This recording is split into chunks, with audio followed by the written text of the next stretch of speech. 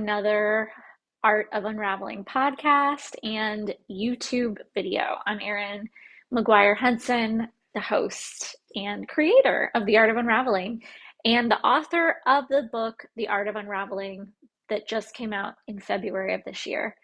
And I'm really happy to be here. And in fact, it's my book that I want to talk about today because it was such a powerful experience. I've shared a little bit about the process of writing my book, but today I want to share about something that we don't often talk about in healing and nervous system healing, and something that happened on my recent book tour back to Iowa. So I'm from Iowa.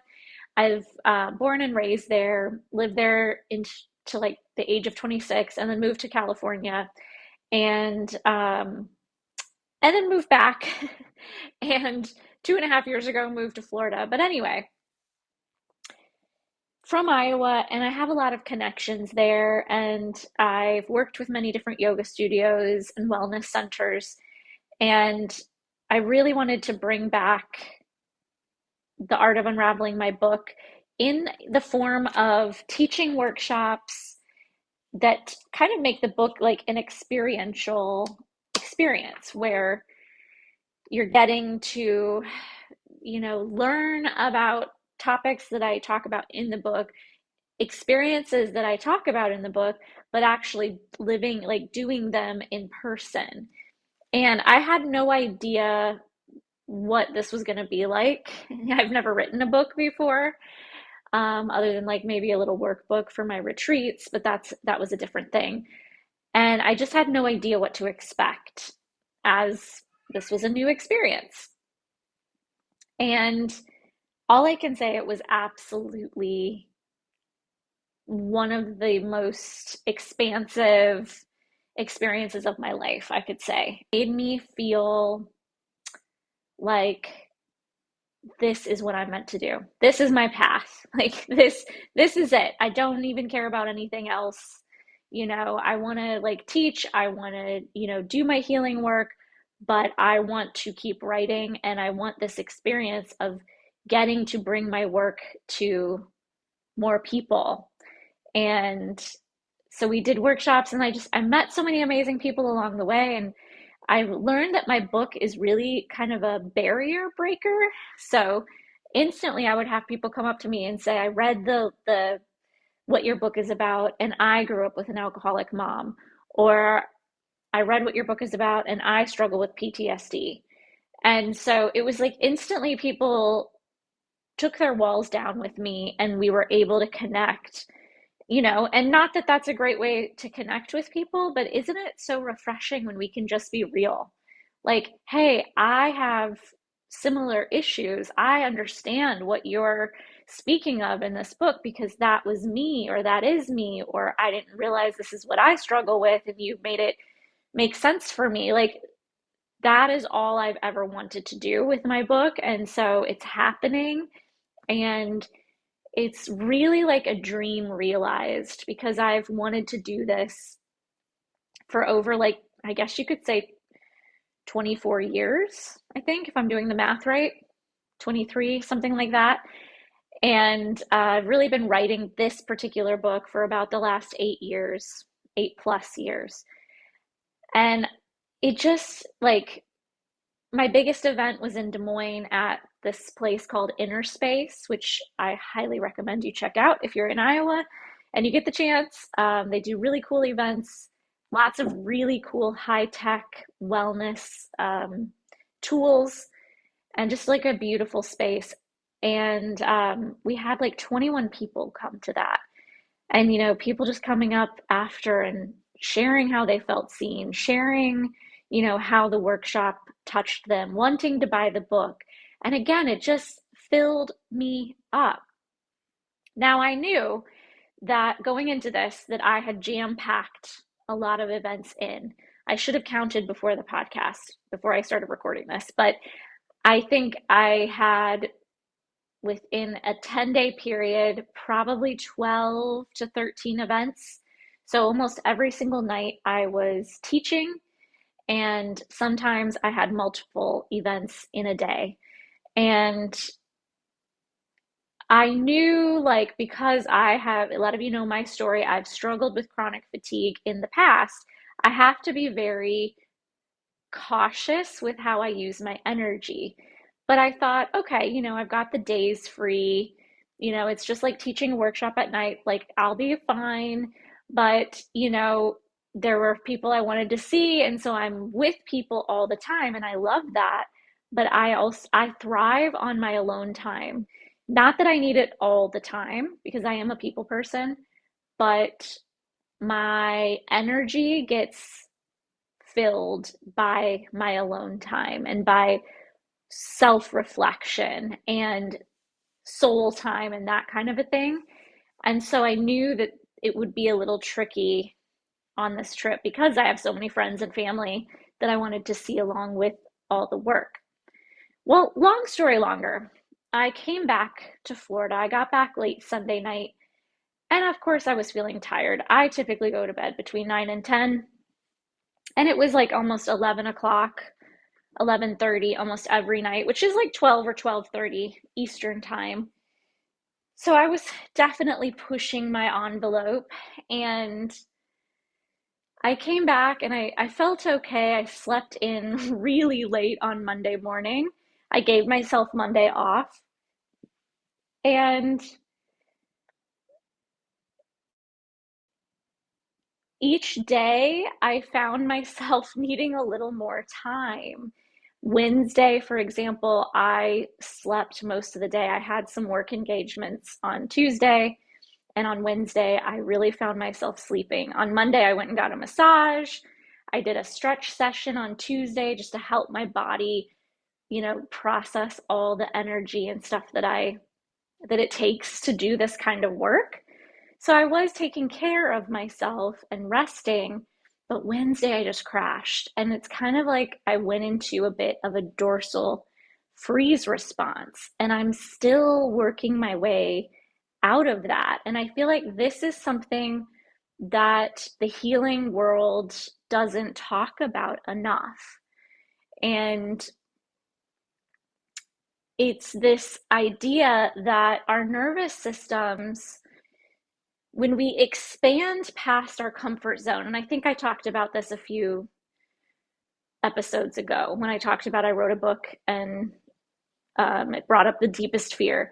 So a little bit different talk today, but kind of same theme, which is, so I've written the book, I kind of went through that whole process, but this time I went out and I was working and I was bringing in income every day and I was talking to multiple people and I was doing my purpose work, which is making an impact on for people that struggle with the things that I myself have struggled with: chronic health issues, growing up with a narcissist, feeling deeply unlovable because I grew up with a narcissist who had alcohol issues, and just everything that comes with that: low self-worth and CPTSD and all the things that come with a dysfunctional childhood that so many of us have. So many of us don't have, but about 50% of the population has some sort of dysfunction in their childhood. That's a lot of people. So there's a lot of us that do have that. And my mission here is to be a light for those people, to be a light out of the dark that feeling so deeply unloved does to you, because it messes up your entire life, messes up your self of identity, it messes up who you think you are and how you show up in the world and your ability to succeed in relationships and your career or your business. It affects everything, and it's like a virus that you don't even know that you have. It like lays dormant, but meanwhile it's affecting all these areas, and you would never pinpoint, oh, I see that I why I do that. It's because I felt unloved as a child. This just isn't something that we talk about in our society. And also in our society, we're meant to really, honor our parents, honor their father and mother, not speak ill of them. and it's frowned upon, and it's minimized, and it's shameful if you do. And yet many of us are living with this inner wound that is like porous and full of pus. And I know that sounds disgusting, but like it is a wound that is raw, and we don't even know it exists. It's internal, it's energetic, and it's affecting so many people. And if I do anything in this world, I want to alleviate and bring light to that wound. Bring light to it so it can be healed, so it can start the unraveling process so that it can be healed. That is one of my missions. The other mission is to awaken light workers so that I can teach them how to do this work, the art of unraveling work, so that they can create this bigger ripple effect, so that my work goes far beyond me through other people. So here I am doing my purpose work in a way I have dreamed about for over 22 years. I've wanted this moment so bad, and I got it. And I expanded so far beyond.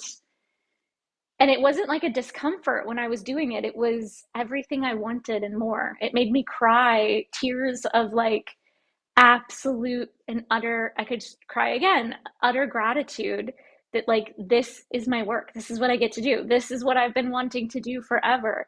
Dreams come to fruition.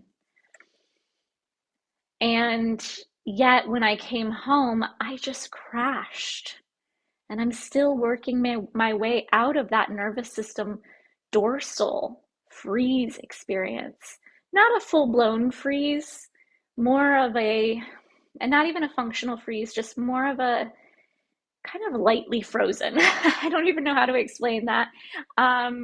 That's not even a nervous system term, but it's like I don't feel like I'm in a full freeze. I'm not completely stuck in bed. I'm still doing work, but I can feel just this fatigue behind my eyes. I'm tired more. And I feel like I have these moments where it's like I know there's things I need to do, like putting things away and, just organizing after my trip and whatnot. But I just kind of stand there like frozen.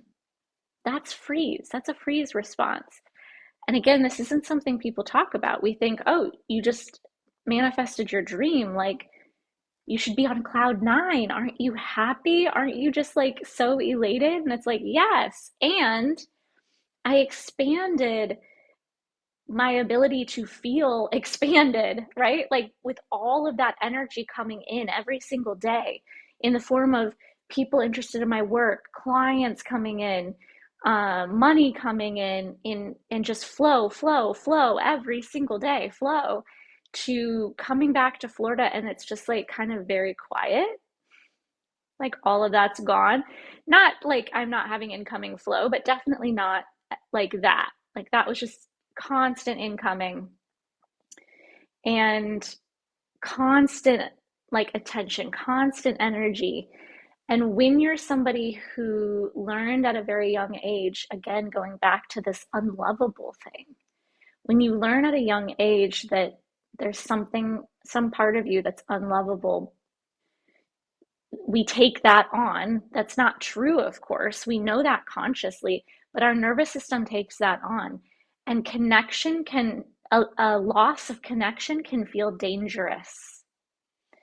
And so, had I not understood what I understand about the nervous system, I wouldn't be able to be in the space I'm in this kind of decompression freeze response.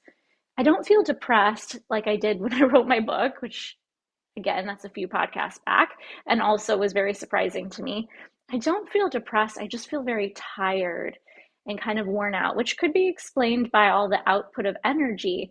But I think it's also this pattern that is coming up of the connection was there and then it goes away, and the nervous system feels a sense of threat because that's what happened in my childhood. I feel like I'm always talking badly about my mom, but she is one of my greatest teachers. And I do believe I would not be here doing the work that I do if it hadn't been for her. So, whatever cards got stacked so that I could have these experiences, it truly did make me masterful in the work that I do with my clients because I understand I've had to do all the unraveling myself in all of these areas. And I'm grateful that I have the time to do that because I own my own business. But it's like spirit, universe, God gave me everything I needed to create this path. I didn't deserve it. I didn't deserve to be treated that way. I deserved to grow up knowing I was loved. And I always think about, and that's something that you have to heal when you cross that part of your journey, your healing journey, is like, where would I be had I received that unconditional love as a child? If I had grown up knowing that I was loved and growing up secure within myself versus with that insecure attachment. Again, I'm getting into many different podcasts and I do need to get going, but this unlovable feeling, when we have that as children, for whatever reason, it creates a deep sense of that connection going away being dangerous and threatening to our survival. Because literally, as children, we needed to be connected to our parents in order to survive. We needed them to feed us, to clothe us, to bathe. We needed all those things. When you're a child, you're helpless. And so when we can translate the past, we don't have to get stuck in the past. But we do need to understand the past, in my opinion, understand where we get triggered in order to understand why the nervous system is showing up the way it is in the now, because there is always a reason. And 9 times out of 10, it is from something in childhood. It can also be something that happened as adults as well, but most of the time it's from that early childhood wiring of the nervous system and the subconscious mind that have created these patterns that live within our system. And so I go and I expand really big and I feel all this energy and I'm living my dream, and then I come back and it's quiet and it's still and it's different. I mean, it's what I'm used to before. But I think what's happening is my nervous system is feeling this disconnection from people, and it's sensing a threat, just like when my mom would be really nice one day and then flipping out at me about something the next second. My nervous system learned we have to be kind of in flux at all times. So, to sum this all up, getting clear and understanding how the past is infiltrating the now. So, seeing where you get triggered, deeply understanding your own nervous system. That is, all of those things are things we do in my one-on-one programs and in my new somatic coaching 3-month program that's coming out. We start at the end of May. Those are the places to get in if you are like, I really want to go deeper into understanding my nervous system and to understand these patterns, because ultimately the nervous system will sabotage success. We're only going to be able to hold the level of success that our nervous system capacity has the ability to hold, because otherwise it will just naturally shut you down in order to protect you, kind of like it's doing to me right now. This quiet is unsafe to my nervous system because it's like, oh, the connection's gone. Mom's angry now. What's going to happen next? I mean, on some level, that may sound crazy for you to hear that, but on a certain energetic level and on a real survival-based level, that's what my nervous system is experiencing. So none of this stuff is your fault. There's nothing wrong with you. You're not broken. Your nervous system loves you more than anything else has ever loved you, and it's only trying to protect you. But it does take some concentrated effort and understanding to begin to rewire the nervous system and to build capacity to feel the good and the discomfort, both, because both have the ability to shut you down and cause you to sabotage yourself to come back to a place of comfort. And this is what I love talking about. Oh my gosh, I could talk about this all day, but I do have to go. I do have a client. I wanted to share this podcast though, because this is in real time what I'm going through. So I'm still able to work, I'm still able to do things, but I've cut back this week since I've been back as much as I can in order to allow my body to process what I'm going through, to give myself the time and also to observe the patterns, because I do my own work and then I share it with the world. And so I hope that this helped you today to understand this pattern. If this is something you personally are struggling with, feeling grounded in your self-worth, feeling lovable, feeling that you can be successful, feeling like you can hold more, if these are things you want and they've seemed like they're constantly like a carrot dangling in front of you that you can't seem to get, I would love to see you in one of my programs. I do have a program. My somatic coaching program will give you the tools to deeply understand your own nervous system, but I do have a program coming out soon. It's in the creation process that's going to create security within yourself. That's really about healing these attachment wounds, healing the wound of feeling unlovable deep within your soul. And it's the work I've probably been doing this for years and years, but really on a new level in the last year or so, and really seeing how that pattern has still been infiltrating in my life and unraveling it. So that's coming out soon. If you want information, just message me secure, the word secure, and I will make sure you get put on a wait list. Otherwise, my somatic coaching program is the place to be. You'll also learn how to do the work with other people. So thank you for being here. Thank you for listening. Thank you for watching on YouTube, and I hope to see you again next time.